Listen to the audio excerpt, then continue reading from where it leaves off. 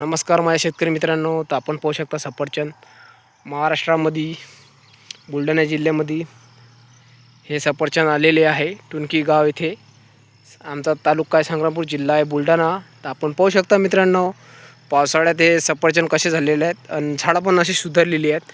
आणि आम्ही हे कलम बोलावती म्हणजे 2 वर्षाची, आणि ती काळीच, आणि आता यायला झालं 1.5 वर्ष झालेलं आहे. तर आपण पाहू शकता मित्रांनो कशा प्रकारे हे फळं झालेलं आहे, हे बघू शकता.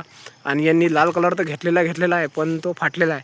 तर एकाच ठिकाणी आहे, म्हणजे पावसाळ्यात काही हे मित्रांनो अशी काही जबरदस्त येत नाही. हे बघू शकतो प्रत्येक ठिकाणी फाटलेलं आहे. आणि हे बघा माझ्या हाती पण फळं आहेत. हे मी फक्त धक्का लावला आणि तुटले हे.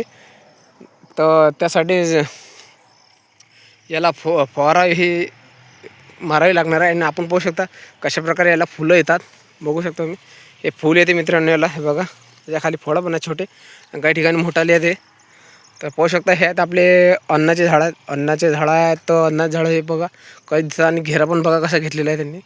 आणि जे आता नवीन पावसाळ्यामध्ये भयानक सुधारतात मित्रांनो, मी तुम्हाला असेच व्हिडिओ टाकत जाणार आहे. आणि तुम्ही मला फॉलो करत राहा सफरचंद गुरु या यूट्यूब चॅनलला. तर अशाच व्हिडिओसाठी फॉलो करा आपल्या भावाला, सफरचंद गुरु या यूट्यूब चॅनलला.